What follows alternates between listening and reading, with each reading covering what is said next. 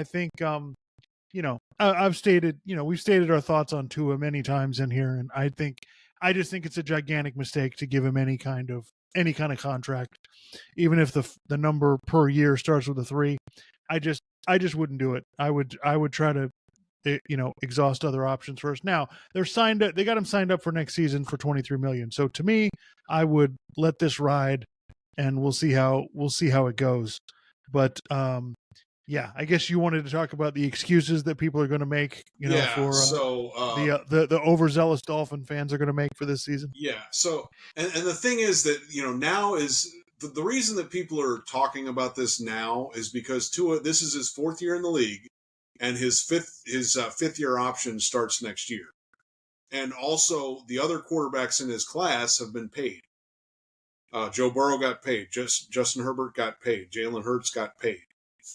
Lamar Jackson wasn't in his class, but Lamar Jackson got paid, right? Just this offseason. So now the question becomes, are the Dolphins gonna do that? Because if you do that, you're kind of saying you're committing to him long term, because that means you're going to have him for another 4 or 5 years after the 5th year option. So that means he would have been your quarterback for 8, 9, 10 years. Okay. So, I've heard some different arguments people are making in terms of defending Tua and saying that Tua's really good or an elite quarterback. And I just hear this stuff and I'm just like, guys, you're not being honest. Okay. Or you're not really looking at what's going on. And by the way, when we criticize Tua, it's not from a place of, we're just coming up with things to criticize him about. We've watched a ton of his games, not every single one, but a ton of his games over the last 4 years, 3.5 to 4 years. Okay. We've watched a ton of stuff analyzing his play. Okay. In addition to us watching it ourselves, we've watched people talk about it. We've looked at statistics. And there's lots of places you can go. I was watching a video today by Ben Zolak over at The Ringer, which I'll probably put, when I make a clip of this video, I'll probably put it up there so you can click on it and watch it. Really great video. So our criticisms of Tua are not coming from a place of ignorance. They're coming from a place of, we've analyzed this a lot. We care about this a lot because we've been Dolphins fans all our lives. And ever since Dan Marino left, we've been wanting a franchise quarterback. Okay. So that's where this is coming from. So I'm hearing these arguments from people. Well, Tua was in the MVP conversation this year. What? Okay. The MVP conversation is had in the media when they're trying to find different stuff to talk about. Okay. And by the way, the MVP is voted on by writers. Okay.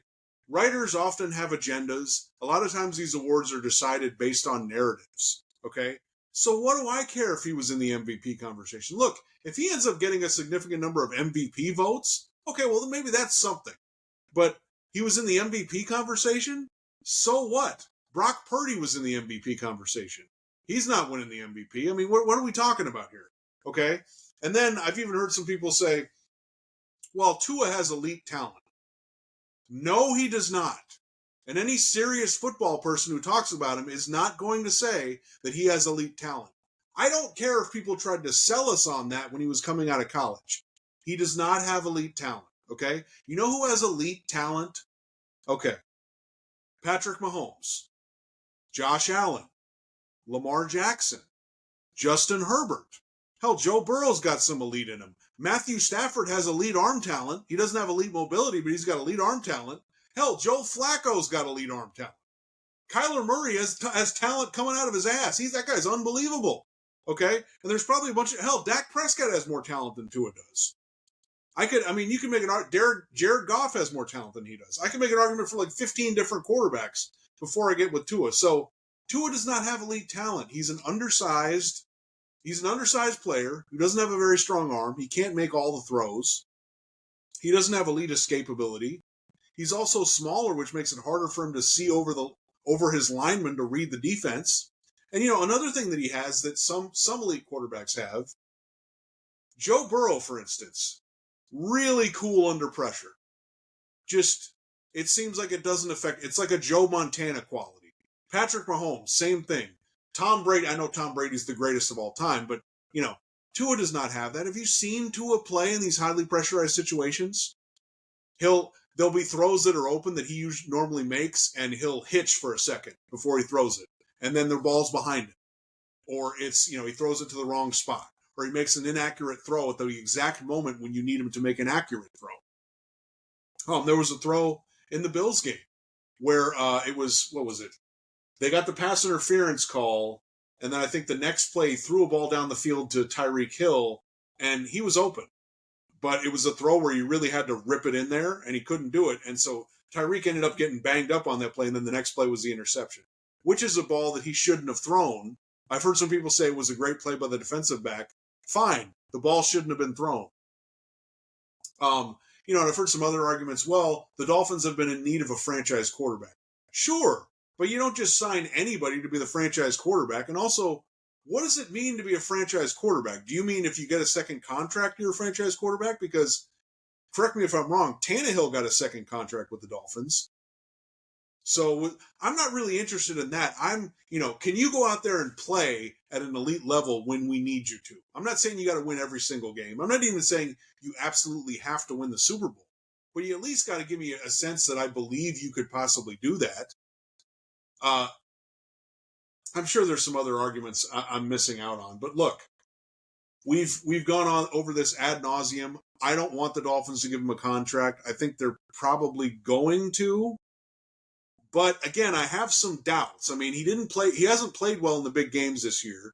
If they lose the playoff game, then you got to consider his injury history. You also got to consider the fact, I think people are thinking the Dolphins really believe in this guy. I don't know. I mean, McDaniel wasn't there the first 2 years, but Chris Greer didn't really believe in him the first 2 years because they were trying to get Deshaun Watson and Tom Brady.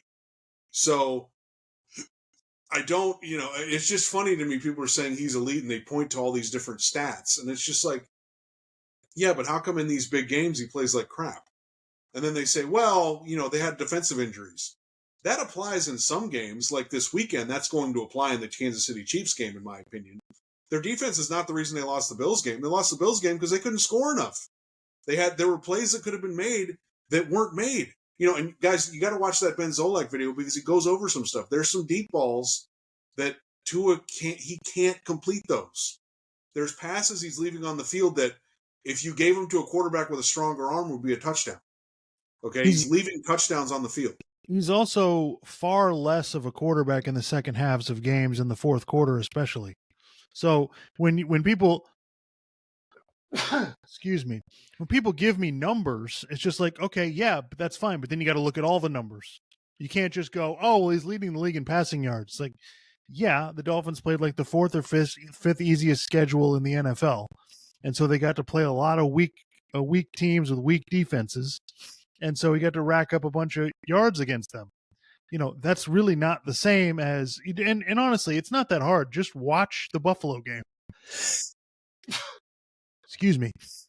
Watch the Buffalo game. One of those guys is elite and one of those guys is not. Yeah, and it's just the final point I'll just make is, okay, let's say somebody just like they had watched football for several years and then they stopped when Tua got drafted and then they come back now and then they wanted to know, well, what is this guy Tua? What do you make of this guy? How do you describe this guy? Look, it's really simple, people. We've watched enough of him. We can tell you, okay? He's an undersized quarterback with limited arm strength, limited arm talent, limited athletic ability to escape from the pass rush.